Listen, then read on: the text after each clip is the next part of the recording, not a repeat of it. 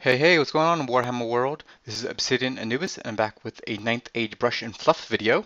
So one of the great things that the Ninth Age allows for is for the creation of pretty much everyone's ideas. So I mean, there will be an official fluff and background for the game, but until that's released, and even after it's released, everybody pretty much can kind of have their own ideas on how they want to go about it. And from what I've gathered from the forums, this is also going to be true in the game, where they don't want to set certain restrictions based on armies, so everything will be kind of be more broad schemed, and then people can go into and be more specific with their own armies, which I think is great because for me the background is what drives my game. But I know other people much more for competition, but for me I really like the background, which is why a lot of the times I have thematic games and lists, is because it's what drives me in this game. So today I'm going to be talking about one of my newest projects I've been working on. So I call it the Coach of Uller. Uller being the Empire of Sonnstahl. It's one of the blessings, and based on the artwork that has been revealed, it looks like the god of death. So I'm calling this the Coach of Uller because it's a graveyard-themed object. So this army I've been working on for a while. It's an Empire of Sonnstahl army, and again, because obviously I don't know a map or anything, I've been calling it just the Eastern Army, and it's on the eastern borders of the Empire, at least in my world, in my idea at least, and it borders the land of the dead. Not so much the Tomb Kings or the uh, Undying Dynasties, but more the Vampire Coven per se. So this army constantly marches up and down the border, guarding against invasions from the land of the dead. And so one of those objects is a Coach of Uller, which carries a priest of divination with him. So as you guys may have guessed, so this is an arcane altar from what we normally know from the Warhammer world. The one that's shown here is the I don't remember what's the name anymore. It's the one with the giant laser beam. But I didn't have a specific one in mind, so there's the two different ones. One is where you get shielding, and the other one gives you more offensive abilities. This one I will use for both, and I will probably also swap it in with the Altar of Battle for the priest as well once I create a priest of Uller.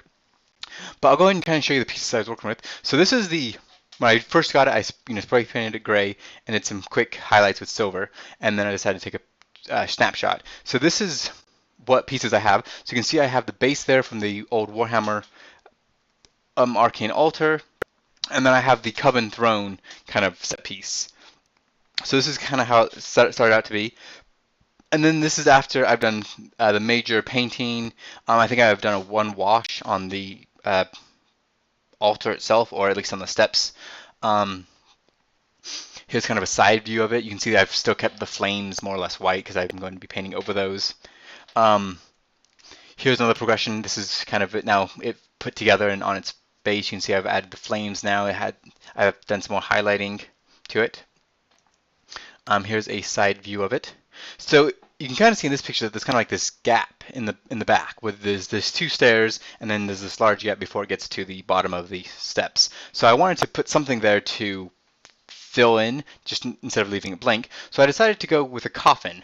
So I made a coffin and put a little skull on there from one of the undead shields, and I think it turned out really well. It looks like a little coffin that's been chained to the back. So in my mind, that inside there is either a great vampire lord or some other ghoulish creature which has been killed, but because they're undead, they can never really be truly killed, and is now trapped inside this coffin and is carried around on this altar with them to make sure that it's always protected. Yeah, so I went ahead and I wanted to do two knights pulling the wagon instead of just having a couple of zealots, excuse me, or just horses per se. I wanted to have more fanatical or disciplined, rugged-looking soldiers. So here's a couple of pictures I took. You can see I've done the silver and then just the brown for the two horses. Still have quite a few highlights to go. And then for the base, I just did a plain base with just I think that's the the dark brown base with highlighted with Screaming Skull, and then just the hay colored for the base. Yeah, sorry, I'm bad at my names.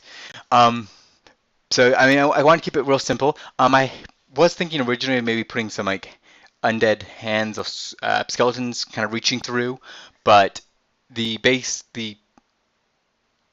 arcane altar itself became so large, especially with the horses, that it didn't really fit. Or I mean, it fit, but it didn't really leave any room for any extras. So I kept it simple for that.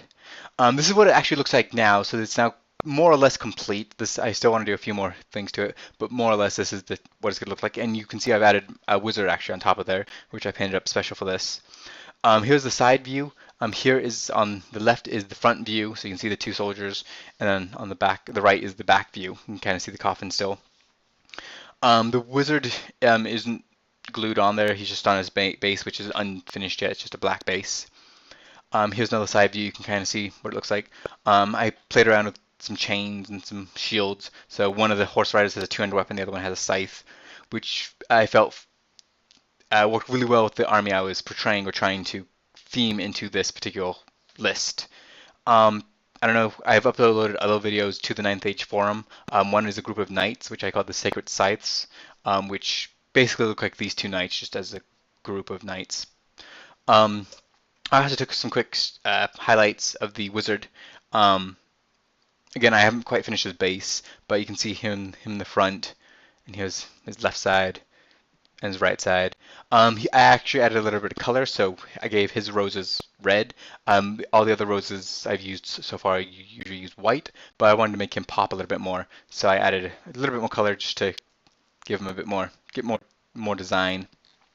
But that is the end of this brush and fluff video. If you guys want to tell me if you like this, if you don't like this, if you want to see more of these videos, you want to see less of these videos, if you want to see more battle reports, I have another one this weekend, so hopefully I can get one of those out for you guys soon. But other than that, yeah, as always, game on.